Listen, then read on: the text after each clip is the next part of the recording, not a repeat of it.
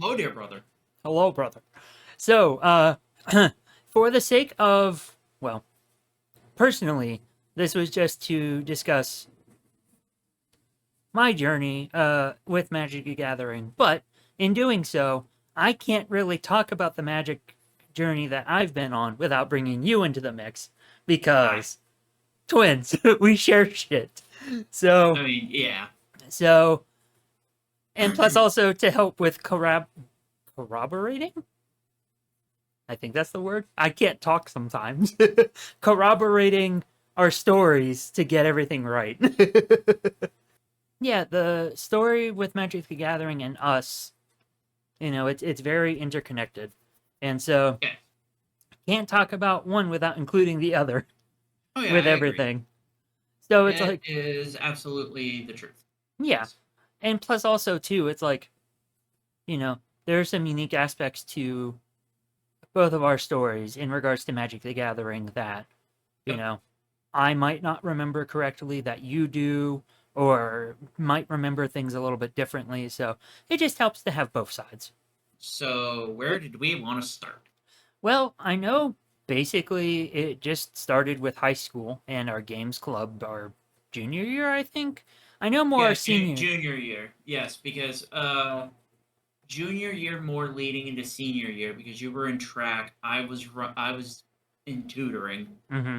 and so there'd be days that when it wasn't track season, and you had to wait on me for tutoring. I remember you going to games club because it was somewhere to be Hmm. and not just bored. Yeah. So I remember you would go out to the science lab that it was in, and you would hang out with some of our friends, just play games and stuff like that. And yeah, after a while, like I remember you guys started with Catan and some other board games, Hmm. and then one of our friends started playing Magic. Hmm. So then we got introduced to Magic, and it was, hey, Yu-Gi-Oh is a thing. That's That's cute. Here's a yeah, real that's cute. game. That's how I remember it started. I do remember a couple of times we did bring our Yu-Gi-Oh decks and just beat each other up until someone in the Oh games my club god, yeah. until someone in the games club was like, "Hey, how about you play something different and not just do this?" Nah, I gotcha. And it kind of just went from there, Yeah. where we got introduced to Magic, and you and I shared in that journey when we played some games with our friends. We didn't know what we were doing. We were just kind of told what to do. Yeah. Here's a pile of cardboard. Have fun. Yep. And so it just went Um, from there. I know the biggest yeah. impetus for getting us into it was that senior trip Oh to yeah. Boston. Oh yeah. The Boston trip. That was very interesting. Yep. It was senior year 2012. I remember by that point it was you, me, and our friend John Kelly, the one that got us into Magic. Hmm. And we happened to be at a shop. It was a three-story shop, I remember. That I whole think it was shopping center was huge. I think it was called Hef or Neff. It was one of those things. I remember the mascot. But I remember it was like this like pop culture skate shop thing, and they had Magic the Gathering just on a shelf, and we're just like, we want that stuff, please. Hmm. And I could be remembering wrong, but I remember it was the three of us got bundles. There was back in the day there were fat packs Yep. R.I.P. Fat of Packs. Dark Ascension because that was the hottest set at the time. Yep, because it was in between the set release for Dark Ascension and Avacyn Restored. Yeah, Everson Restored had just started going through spoiler season when that happened. Yeah, but yeah, that's how that went. And you and I went from there. We had fat packs, cracked the packs, built some rather bad decks from what I remember. Yeah, all things I I, considered. I remember you had because this is how I always remember it. I don't remember what I played. Hmm. I don't remember what John played. Nope. But I always remember you playing Geist of Saint Traft and Yep. equipping Elbrus the Binding Blade to it. Yep. Which That is like one of the first memories I always remember. same. because that was both a lore win, and I didn't know that at the time, and a, you know, it helped me win the game. It literally just worked. Yeah, but Yeah. the bigger thing with that though is just I tried looking into it and I couldn't remember how the hell I got Geist because he was in Innistrad and Elbrus was in Dark Ascension. Yeah. And in everything I looked at, there were no Innistrad boosters in those fat packs. So I don't know And it- how, so I don't know Yeah. how I got Geist. And it's not like you had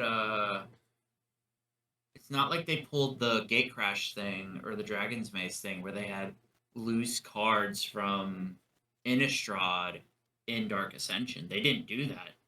Yeah, because like I said, I looked up the product information and everything, and unless we somehow got packs of Innistrad too, I don't know. don't remember. I don't remember either.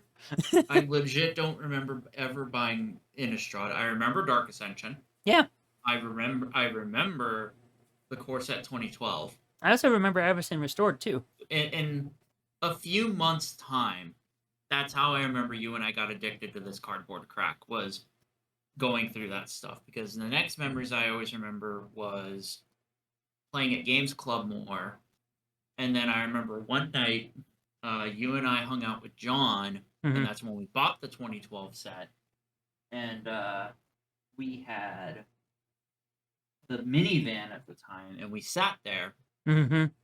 and we had bought a booster box. Yeah. You know, with the money we were supposed to have for food and stuff Yeah.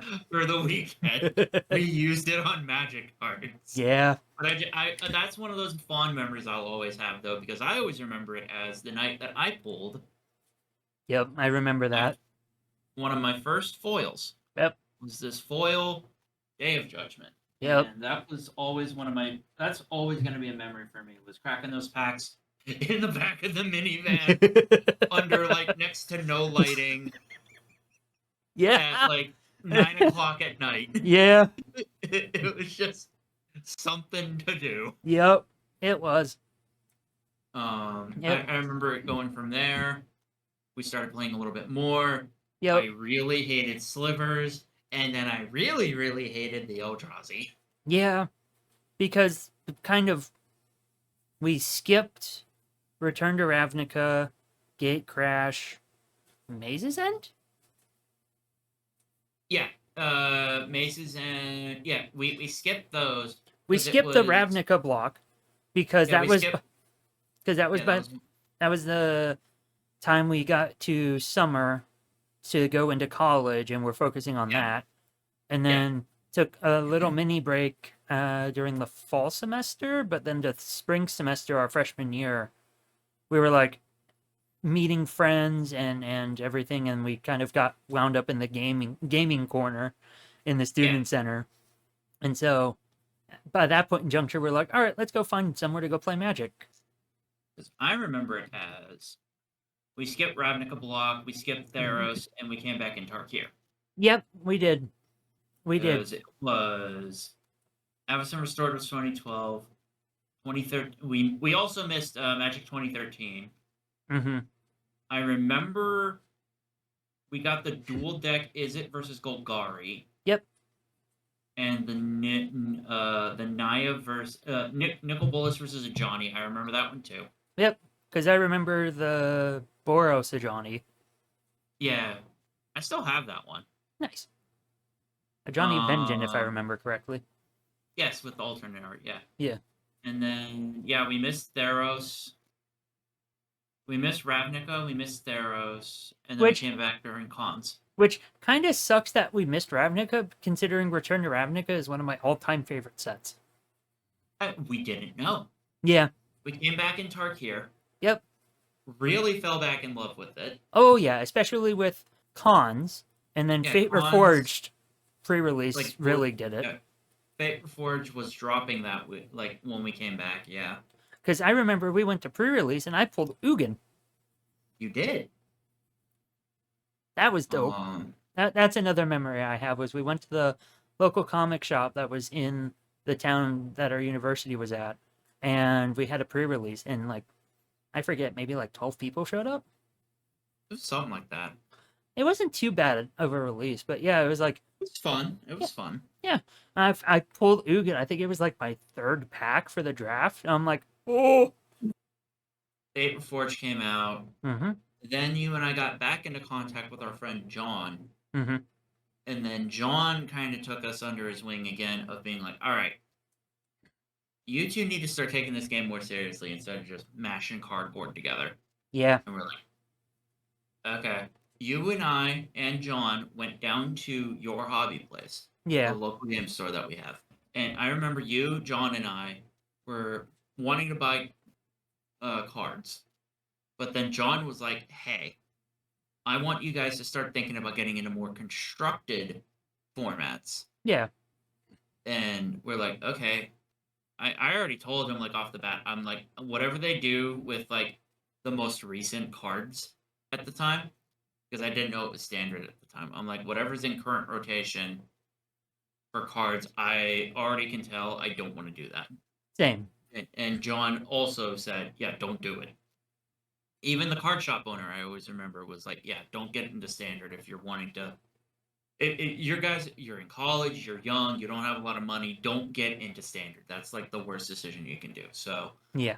it was like a group effort where we had a collaborative thing of, hey, can we build my friend some decks? And then John, I remember, was explaining to us Burn, Tron. I think Twin was still very hot back Twin then. was still a thing because that was 2013-ish, going into 2014 for Modern and everything. Birthing Pod, I still remember, was way popular. Yeah. And I also considered Titan, but then Summer Bloom got banned. And John had even said, don't consider Titan. But I remember it as you and I were talking about different decks. I remember bringing up 8-Rack. Mm-hmm. And John's like, why the fuck would you ever play 8-Rack? I'm like, because it looks cool. And he's just like, no. And then I remember he asked us, what do we want to do? And I'm like, I remember that. I remember that. And I remember I was leaning more towards Burn because I was really just wanting to do simple stuff at the time. Yeah. And then you went full fucking bore Yeah. and built Tron. John just opened up a bag, pulled out a small deck box, and said, here. Yep. Gave me Tron. He gave you Tron basically under the premise of keep playing. Play it, play it, play it. Yep. I always remember that. Yep, I always remember that too. The generosity and the community collectiveness of it, I always remember that from that moment because I remember John and the shop owner was helping us build our decks basically. Yep. And I remember I only had to spend like $20 actual or something like that on my Burn deck at the day. Back in the day. Yeah, I had to spend slightly more, but because you played Tron. Yeah. But I remember that. And then John showed us how to deal with like net decking and like what to do with like keeping up on strategies and stuff like that. And then we just started cramming games in. Yeah. And it kind of went from there. Modern led us to getting into more competitive scenes. Yep, especially in the meta. Especially at that time. Yeah. And you and I started building up confidence, and then we started going to the shops, and we actually started playing games. Yeah. We were doing it mostly for the fun of it, just because we were wanting to get experience and wanting to do stuff. Yeah. But so then we got to the more competitive edge of things. After a little while, we're like, all right, we need to take this more seriously based on the shop we were going to. Oh my god, yes. That became a thing. Yeah. And so then you and I, through suggestion, because of these people, they were nice. Again, the community, to say it colloquially, the gathering of people came together and helped us become stronger players that way. Through deck building and helping us like make suggestions to help tweak decks, because it's like we're all in competition, but we also all want to do good and not just take a free win. Yeah, I remember a lot of different talks after some matches, especially if there was like particularly grindy matchups that we would have, and just talk about, you know, sideboard options or how a certain deck fares against another and stuff like that, and just see how to better combat different strategies over time, as well as also just learn and progress in knowing how to deal with certain situations when they come up with certain matchups. Oh yeah, I remember that. And then you and I started getting more into finding our niche Hmm. on things. I really dug into Burn. Yes, you did. You really dug into Tron.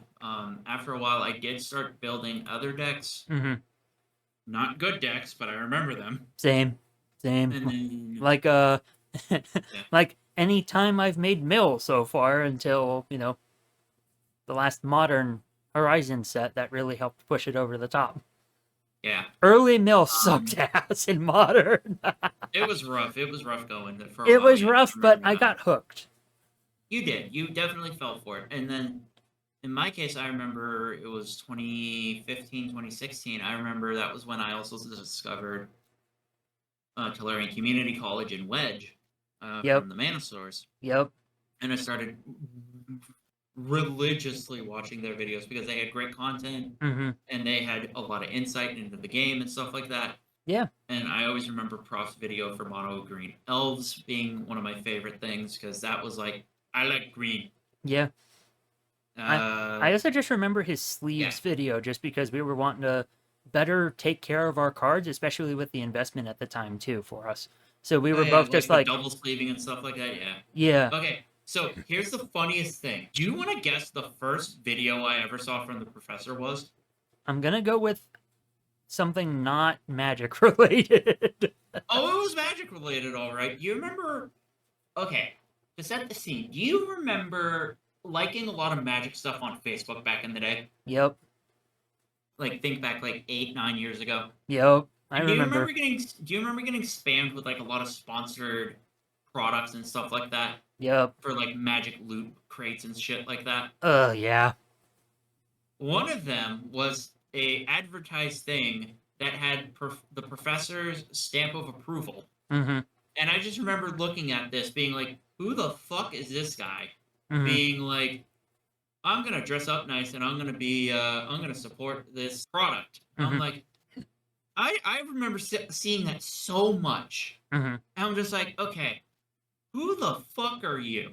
But now having met the man and having watched his videos for how many years now, Prof, I love you because your content is amazing and Yeah. you're a really nice and humble guy.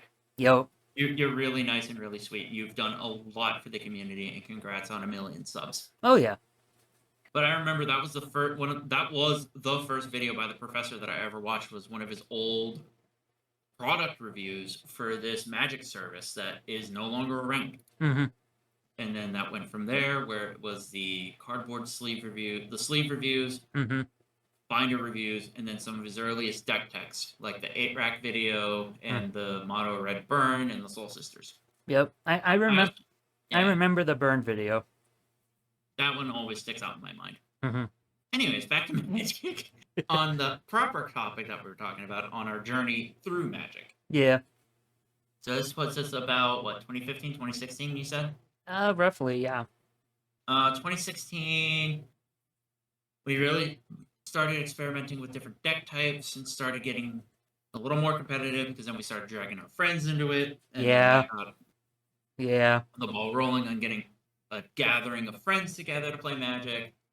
And then we all started getting a little competitive, a lot competitive, to be quite honest. And I remember a couple of our friends being like, hey, can we do something else to break up this hyper competitiveness? And we're like, sure. And then one of our friends, I think it was Jordan, our friend Jordan, Yeah. brought up playing Commander. And we're like, what's Commander? And then that's how we got introduced to the wonderful world of Elder Dragon Highlander. Yep. So I remember seeing the professor's videos on some of it, but I didn't pay attention. It went over my head. Yeah, it went over my head. I'm like, Yeah. okay, that's neat. I'm probably never gonna play that, but it's neat. I tried a commander deck. I don't remember what I tried, but then I remember looking at some of the cards and being like, oh, this looks neat. Mm-hmm. And I remember I bought the Derevi deck from back in the day. Derevi, yeah. I still have some of the cards. I think you still had the Derevi too. I do. Somewhere, but I have them. Yeah. And then Isn't I he in your remember Falco Sparrow deck? no, Oh, okay. no, he's not. Okay. But then I remember also building. I remember looking and building Rafik of the Mini. Rafika the Money. I remember. Mhm. What's up? So correct me if I'm wrong, but Yeah. was Teferi Mage of Zalfir my first deck, or was it Crest the Blood Braided? It was. I know it was either one of them. I just can't remember. Personally, I remember I remember that day being like, you're building a commander, and I remember barging into your room and being like, what do you want to do? And you're like, well, I like blue. And I'm like, we're doing this. Yep. So then I remember you and I spent a night literally just going through your boxes and your binders trying to find cards that were blue Yep. and building a deck. And I was like, okay, well, who do you want for the commander? And you're like, I got this Teferi. And I'm like, he's kind of gross. Yeah. Who else do you got? And you're like, I got this Sun Quan here I'm not using. And I'm like, Oh yeah, that's right. I forgot about Sun Quan. it's like, okay. Yeah, because we had got from the Sure. Vault Legends. Yeah. And yeah. So you had Sun Quan Horse, a very bad Sun Quan deck for a while. Yeah. Because I always remember Jordan being like, James, for the love of God, change it out for Teferi. But also, If as you your want to friend, keep don't play Teferi. Yep, I remember, yep. There was that. Yeah. Then you tried Crush for a moment, took it apart. I think it became another deck. I can't remember. And then I remember I had Rafik for a while, but I was bad with Voltron back in the day. Mm-hmm. I mean, to be fair, I'm still bad with most combat-related commander decks. Mm-hmm. I hate to ask this. Yeah, what up? How did I come about Skittles? Because I don't remember. I remember you said, hey, I'm going to do a very silly thing. And I'm like, how silly? And you're like, I found this YouTube video on this Skithiryx the Blight Dragon deck. I'm like, okay. And I remember you and I watched it. Mm-hmm. And you're like, I really want to do it. I'm like, okay. Sure. Mm-hmm. Seems a little gross. But sure. Yeah. And it just kind of went from there. That was, I want to say, a little after you graduated. I think so. Yeah. It was somewhere around there. And then I remember around that time, I also took apart Rafik. Mm-hmm. Tried another deck. I don't even remember who the commander was. And then I remember... I can't remember either, dude. It may have been... Who else? Because I always remember Rafik, Time Skip, Yeah. Queen Marchesa. I That's how I remember it as. I think you may have had another deck that had blue-white in it, but I can't remember the third Keller. Do you remember the big blue-white angel from back in the day? I don't remember the name, but I can see the card. But I always remember that being my next deck because I always remember it had Daxos and Meletis in it. Oh, 'Cause that... he was kind of, Yeah, I he was kind remember of that. Secret. He was kind of the secret second dude Yeah. for that deck. It was not Asparia. Not for, Well, you're looking that up. I know something I remember very fondly was my very dumbass interaction that I made with a Johnny Mentor of Heroes in Doubling Season. I remember the game you had you gained 300 life and still lost, yeah. Yep, because that was it. That was the entire game plan of the deck, and I had nothing else. You had 300 life and a dream. Yo. Yeah. Bruna, Light of Alabaster. Oh, was my that next one. Yeah. Man, that took a Had fun second. with that one. Had fun with that one for a while, I'm not gonna lie. I remember that deck now. That one was fun. I had fun with Bruna. Not everyone else had fun with Bruna, but I Nope. had fun with Bruna. Nope. That's what counted. Yup. So now I remember my path for commander was nothing, then Rafik, then Bruna, Yeah. then Queen Marchesa, and then I also got, I have them right here, Kineos and Tiro of Meletis. Oh, that one. I remember that one. Yeah, the couple. Yep. Group Hug. That's when I found the wonderful world of politicking and Group Hug. Yep. aka Drago, aka Lie your ass off. No, pass it on your ass. Yeah. pass it on my ass. Yes. Yeah. Yeah, I remember that. And then Queen Marchesa went through a few iterations. I took apart the group hug deck. I remember our very first actual real big tournament was SEG Baltimore. 2017, yeah, right? Yep, because I remember I was a dummy. I didn't bring Red Green Tron. I instead used what was the new hotness, Mono Red Prison, because thanks MTG Goldfish. You did that. I was on Zoo. Yep, I remember you were. I vividly at least remember my very first opponent.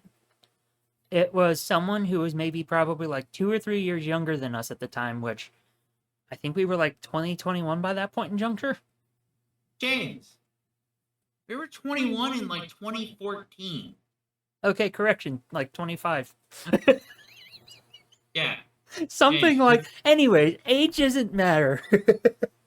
Time is a circle, but yeah, anyways, I remember my opponent. They were slightly younger than me, and the first game I don't actually no, the first game I do remember because this is where the interaction took place. I got I think it was turn 2. I was able to stick Blood Moon, and they were like, I should just concede now, but I'm gonna play this out. And they played their outs. And they proceeded to kick my butt. And we wound up going in 3. And they told me after the match, it was like, yeah, that was pretty bad for me if I didn't play that out. Because he drew into what he needed to for the matchup. But at the time, he was like, no. I mean, back in the day on that one, Blood Moon was a hard block for a lot of decks. Oh, yeah. Your story about Death Shadow. I remember that was the first deck I played that day. I kind of knew what to expect, but I hadn't seen it before, so seeing it in person, I'm like, okay, that's kind of neat. Mm-hmm. Kind of annoying, but kind of neat. Yeah. And then I remember they won the first game. I remember I won the second game. And then they won the third game, and I'm like, okay. And then I remember the two most interesting decks I remember that day were Ponza. That was the first day I ever played against Land Destruction. Mm-hmm. And then I remember also playing against... Oh, God. The Rock was a very rough matchup for me. Oh, yeah. I played against The Rock, and then right after that, the next matchup was... I thought I was going to play against The Rock, but no. Fuck me, it's Ad Nauseam. Can you remember when I built Death Shadow? Which shitty version? The version that I had Monastery Swiftspear in it and various other spells. It was like uber aggro. That was around the time... That was roughly around 2017, 2018. Why? Okay, I just couldn't quite remember. Okay, James, am I stupid? Or did they, like, scrub SCG Baltimore off of the face of the fucking earth? Because I can't find it. They might have, because I know... I'm literally on MTG Top 8. They might just have archived it, but I don't know. It should go back a ways, but yeah, I don't remember. I literally am looking into the 2016 deck lists and events anyway from that time. Huh. I don't know. But I felt like a little kid going against a big brother. Yeah, I felt something to that effect. Yeah, I definitely know performance anxiety was a thing that day. I should have just went with Red Green Tron. I shouldn't have done that, because I know I had a big problem back then of going with the latest and greatest thing that was coming out. Because I know... Yeah, because I remember I went to...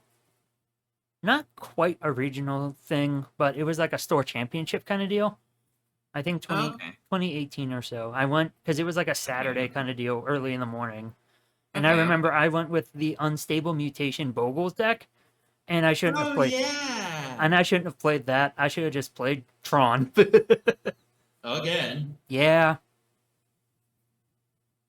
But I remember that, and then I remember we drove all the way to fucking Hartford That was for the next 2018. big one. Yep. Me, you, and a couple of buddies. Yeah, It that was was neat. I looked it up recently just to see who was in the top 16 for that event. I know And Bogles was the hotness at the time, along with KCI, I think, was starting to show up too. Matt Nass won the event with KCI. I always remember that day because of 3 games. The first one being Bogles, Mm-hmm. because I was expecting to play Bogles at some point during that day. I wasn't expecting it to be my first matchup. Mm-hmm. Then my second memorable matchup was against Cheerios. Yeah. Need I say more? Yep. Cheerios did the Cheerios thing. I forget, what did you play that weekend? Abzan. Ah, that's right. Because I was stubborn and I thought I could do it. You were stubborn and you thought Siege Rhino could be your savior. I mean, yeah. Because I didn't Siege blame Rhino you. was good. I didn't blame you. Siege Rhino was good, damn it. It was. And then I lost to that. I lost to Cheerios, and then I remember.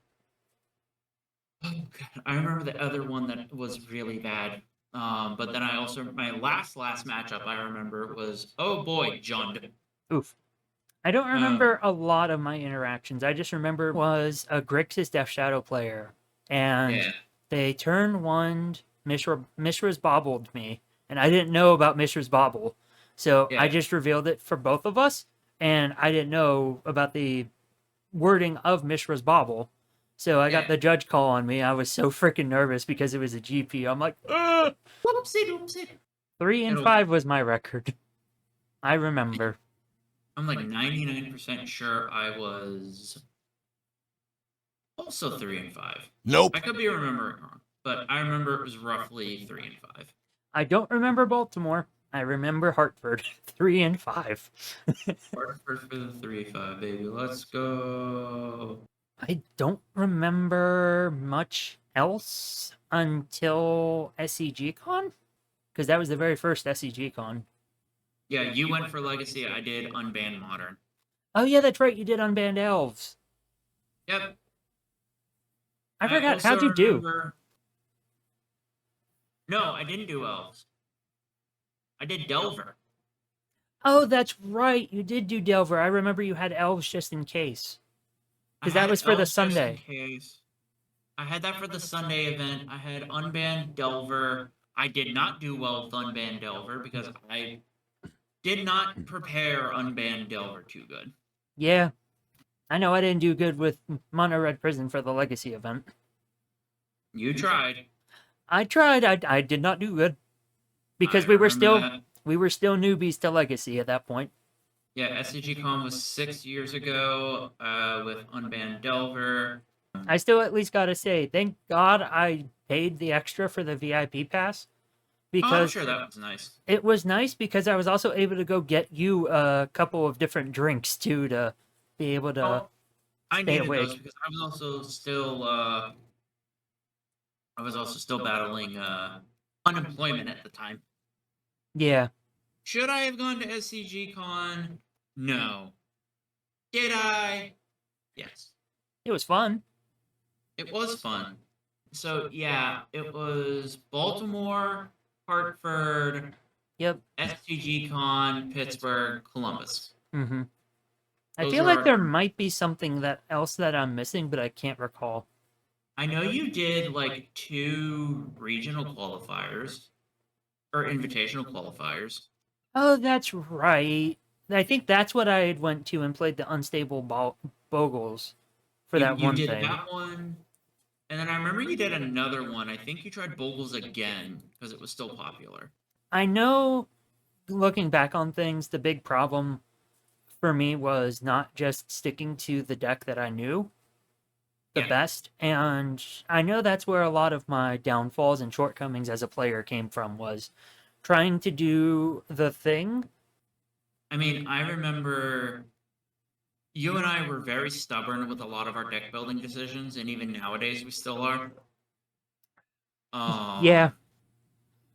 And like you live and you grow as a human. You also live and you grow as a Magic player. Do I regret some of the decisions I made as a deck builder? Yes. Same. Do I regret them for the fact that I lost? No, because losing is still a learning experience and being like, okay, here's what I'm good at, here's what I'm bad at.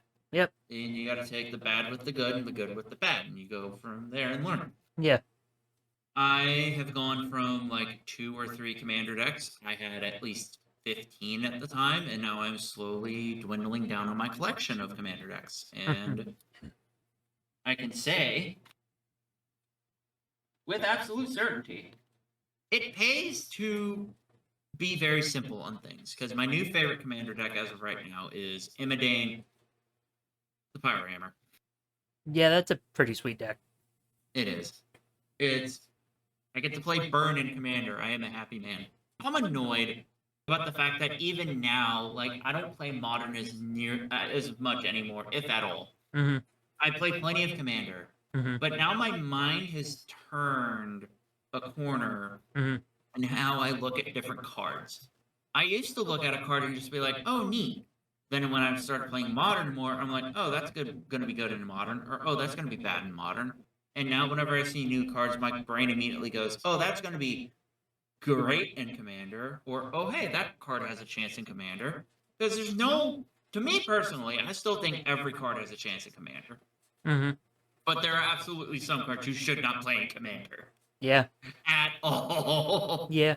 My big problem is, because of how much time and memories I've made and everything, and how much money I've invested into Modern, I miss Modern, but Me too. I can't really adequately play it, and so I have to focus on Commander, but I don't really want to focus too hard on Commander, but that's all people play nowadays. And it's like, okay, where's a give and take on things?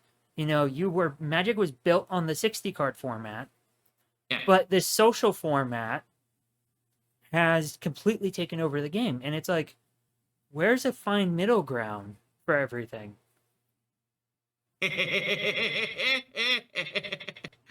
Just someone in the back corner is just like, tiny leaders. It's like, no. I miss tiny leaders. That was fun. I mean, it's a fun deck building challenge for sure, but like, yeah, you're very limited on what you can and can't use. Then there's Pauper Commander. I've heard good things about Pauper Commander from what you and others have told me. Yeah, I've brewed a couple of decks for Pauper Commander. The most recent one was Invisible Stalker Voltron, because duh. But yeah, I mean, it's another deck building restriction. I just miss 60 card formats. Like, I thoroughly enjoyed going 0 and 3 playing Pauper. I miss the good old 04 milkshake. Yep. I miss, to quote Loading and Ready Run, I miss the 04 milkshake. Yep. Or in our case, the 04 sheets run. Or Waffle House run, too. Oh, yeah. Or the whatever was open at the time, like a diner or something, yeah. Yeah. Because, like, those days, I miss those days where we'd have the group of friends, we'd meet up for Modern, play Modern, and then we'd all go out and play at a diner and we'd play Commander. That was fun. Yeah. I also remember vividly when we started building Legacy, and when oh god, yeah, and we immediately were like, let's build Reanimator, and we thought it was going to be some Rock'em Sock'em Robots thing, and we were just like, that's not like that at all. We're like, this is the worst. Yeah. Why did we do this? Yeah. Why did we do this? Yeah. I remember that. Me and you really thought it was just going to be, oh yeah, we're throwing big shit at each other. No. It became a grudge match of we were about to throw the table at each other. Yeah, I remember. We're like, why did we subject ourselves to this crap? But individually, though, both, like, Reanimator's a fun deck to play. Like, we don't have as much of a care about, like, what we play or how we play. It's just, we're here to have fun and we're here to do the thing. But I remember a video, I could send it to you, but I remember there was this video I saw the other day of the evolution of not just being a Commander player, but as a Magic player. But I know it was definitely evolution of a Commander player, but I personally take this as a thing for everyone. Who made it? It was EDA Trick. I just sent the link. Okay. Because I think it was either Shaft aka that mill guy, or Trinket Mage did something kind of similar. Yeah, Trinket Mage did something similar, yeah, where I know that we all go through this phase as players, and in my case, my phases are currently it's you start by just being in awe and wonder of everything, like you're on a roller coaster or you're Yeah. at a theme park. Like, I want to play that, I want to play that, I want to play that, I want to Yeah. build 3 of those, Yep. and you go from there, and you start to get yourself into a more focused and like tunnel vision box of like what to do, Yeah. and do the thing. Yep. It doesn't matter what you're doing the thing. And then you get really focused on what your decks do, and then you start to tinker and tune them any chance you get so they run perfectly. And then you eventually realize, hey, I try hard too hard. Let's back it up a few steps. I can definitely say the whole try-hardy aspect, I know I really went through a lot. And I know the story that we both kind of know of is when you built Owls as a deck. No, say it right. I built Strixes. You built Strixes. And I just... And you beat me into a depression. Yeah, because I played Tron and would not stop playing Tron, even though you asked me to stop. You nicely. I know you did, and I... stop playing, and you're like, no, I need more practice. I'm like, This is bad practice. Yeah. I remember... What are you in the practice of? Pub stomping? Yeah, at that point, yes. But that story... Jesus Christ. That story and a couple others, or a couple other experiences, I know definitely helped shape me better as a player and taught me, hey, stop being so try-hardy. Because at some point in Juncture, I just remember a couple of our acquaintances or friends in the group in college were like, hey, James, can you knock it off and do something else? I'm like, I mean, oh shit, I need to stop. well, it was equally, and I love and respect you for this because you're stubborn and I'm stubborn too. Mm-hmm. But the thing for me was you either got into the hyper-focused competitive scene really, really hardcore. Yep. Or you did the dumbest shit ever. Yes. And there was no in between. There was not. I couldn't find it. And whenever we would try and give you advice to help you in either direction, you wouldn't take it. Nope. Until we sat you down and were like, stop. There was no in between. Yep. And I'm kind of finding myself going through something similar with our friend group, Mm-hmm. where I have those hyper competitive urges kind of coming back again, Yeah.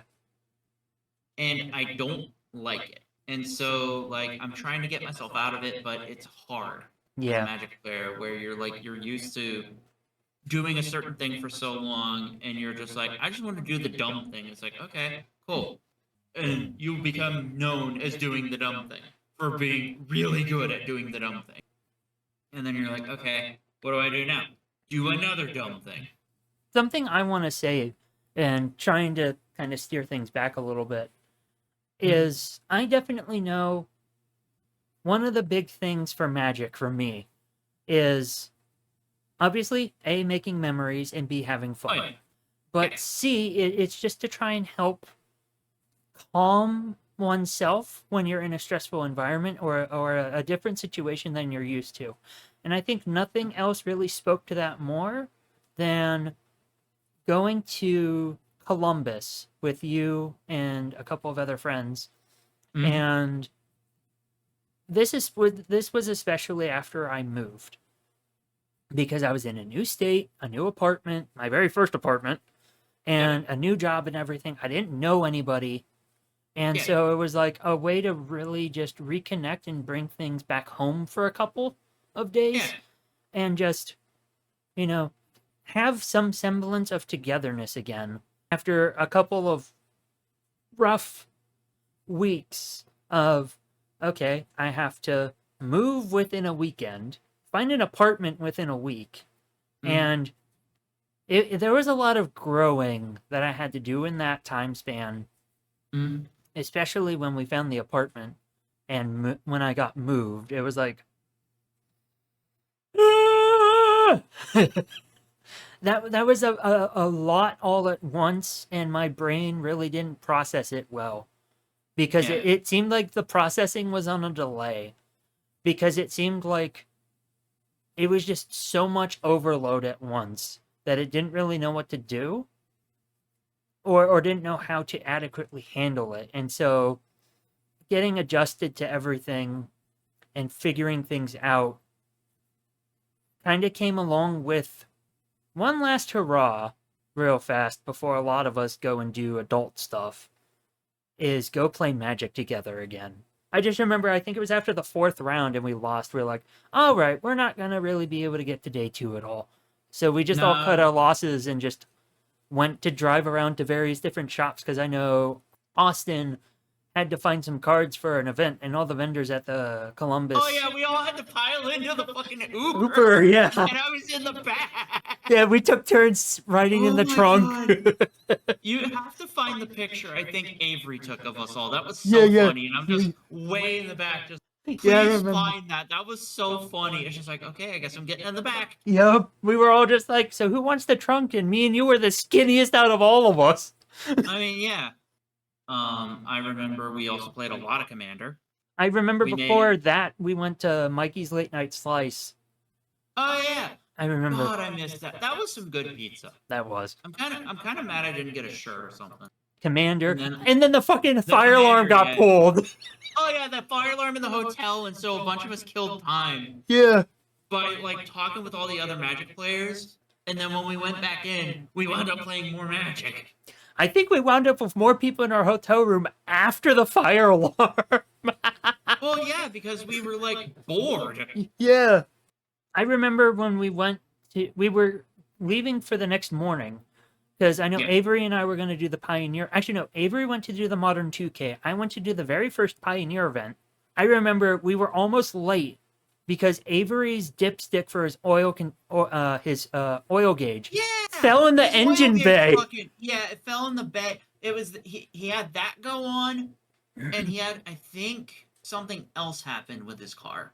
No, I think that was the primary issue. He had one thing. He was checking his oil, and the dipstick Yeah. fell into the engine block, and we're like, shit.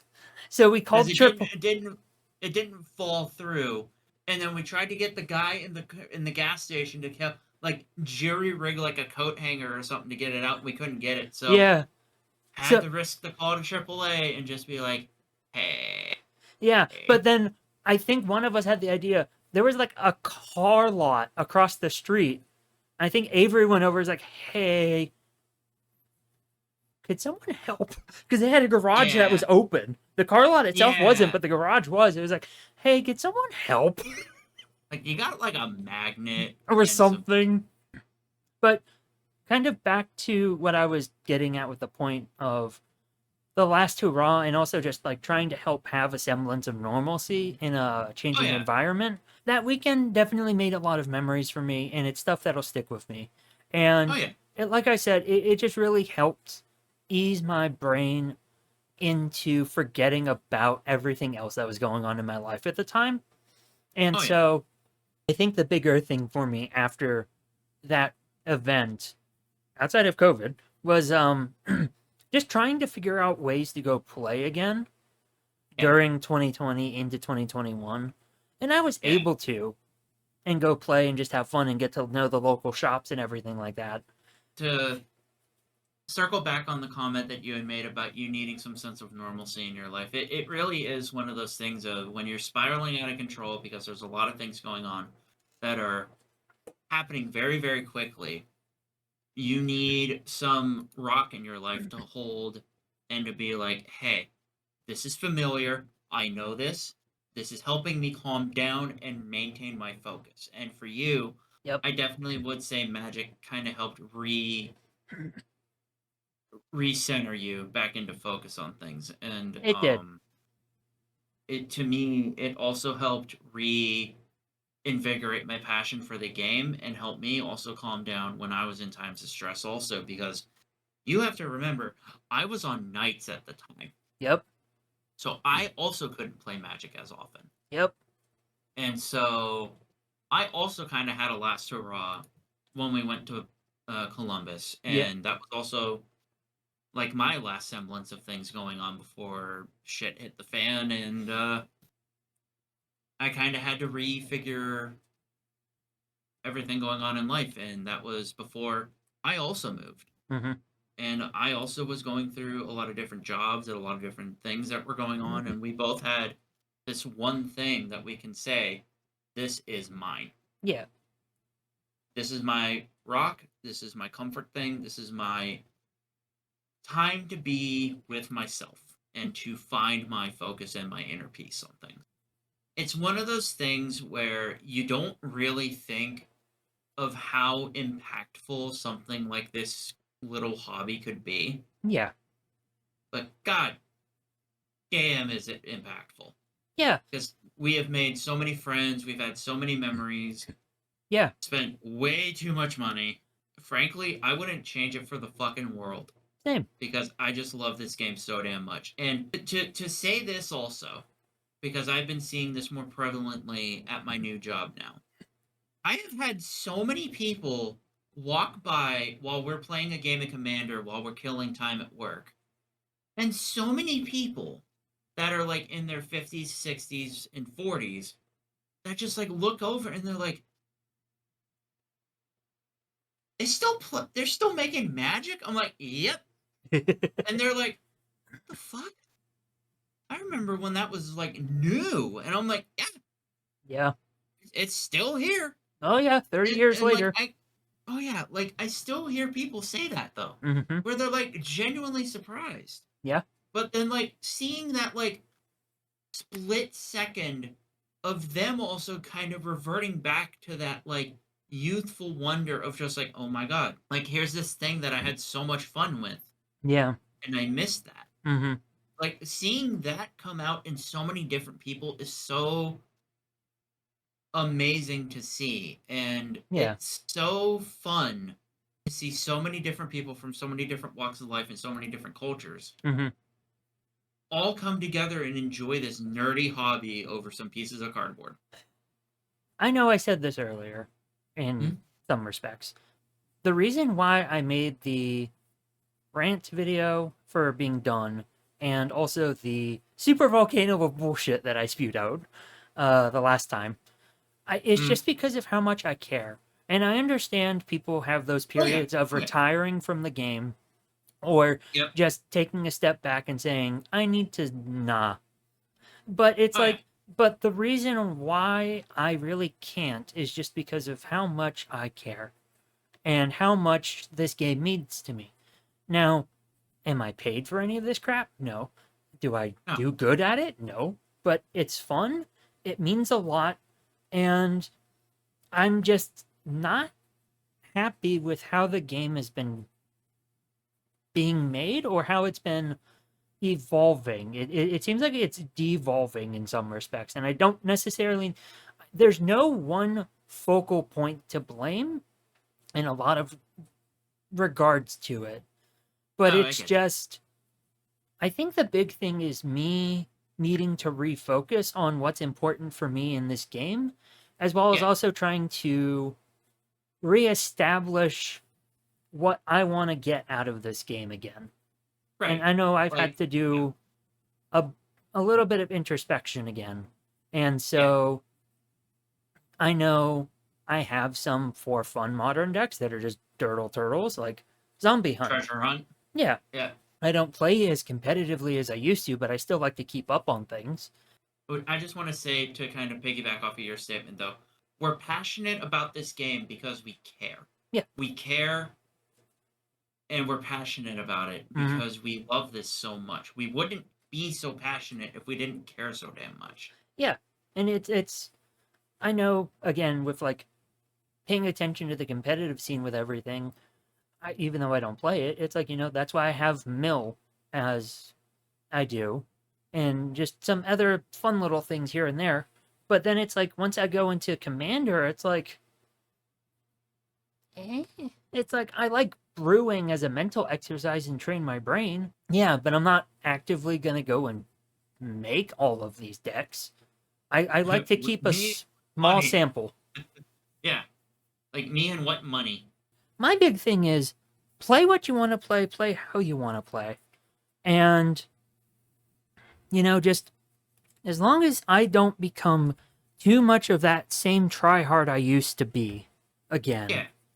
Yeah. That's the thing, is take the lessons I learned, apply them to playing the game again, and just go and have fun. And do that again. And sometimes it's a little hard to do that because we're stuck in our own ways. And we need someone to call us out on our bullshit and hold us accountable for our actions and things. And just be like, hey, take it down a notch. Yeah. I always remember you and I having this conversation when we first started playing Legacy. And you and I had that moment where we were talking and you had played Omniscience. And you looked at the flavor text. Yep. And we both kind of said, one, damn, that goes hard. But two, how the fuck did we get here? Honestly, yeah. I know I kind of felt the excitement and nerves of when I finally held dual lands for the first time. Oh, yeah. That was... Yeah. Like, even now. Mm-hmm. Because I still have one of my first dual lands that I bought. Mm-hmm. Scrubland. Mm-hmm. I still have it from when I bought it. And, I still have that same feeling of just looking at this thing that's as old as we are. Mm-hmm. And just being like, damn. Yeah. And I always remember the quote from Omniscience being, the things I once imagined would be my greatest achievements were only the first steps towards a future I can only begin to fathom. Mm-hmm. One, holy shit. That goes hard. Yeah. But two, it really does ring true about, how we discover things as Magic players and what we think is, the pinnacle of what we want to do and what we want to achieve. And then we're only like, oh, fuck, this is the beginning. Yep, I just scratched the surface. This is something new. Yep. It's the same, when you first get into Magic. 2, when you first get into your first constructed formats. 3, when you discover Commander. Yep. 4, when you build more than one Commander deck. Or 5, when you... Not or, and 5. And when you finally can reach a point in juncture in your life where you can afford cards that you didn't think otherwise possible, whether it's through trading or working your ass off to get to a point in juncture. Because I know, luckily for us, at that point when we were getting into Legacy pretty hard, I know we were working our asses off and trying to get everything to align to get what we needed or wanted for the decks that we had, or try and make them as optimized as possible. And I know at first when I had Show and Tell in Legacy, I just went and got the Steam Vents. And I'm like, cool. But then some of the other Legacy players at the shop were like, hey, that's neat, especially since you can afford it. Hopefully at some point you can get Volcanic Islands and actually truly understand the big differences between Steam Vents and Volcanic Islands. Oh yeah, I agree. For me, we have learned so many lessons from so many different people in so many different player bases, but I will say, Legacy players, honestly, some of the nicest people I've ever met, because they just want to play with their cards that they've held on to or have purchased for so long, and they just want to play them. Yeah. And just people have that shared passion for it. I always remember this, is there was that one girl that used to play Merfolk every week. Amara, I think was... Yeah, but she played Merfolk every week without any qualms, without anything. She was just like, I'm just happy to be here, and I'm happy to play with my Merfolk. Yep. And at that time, I was like, you know what? I needed to hear that.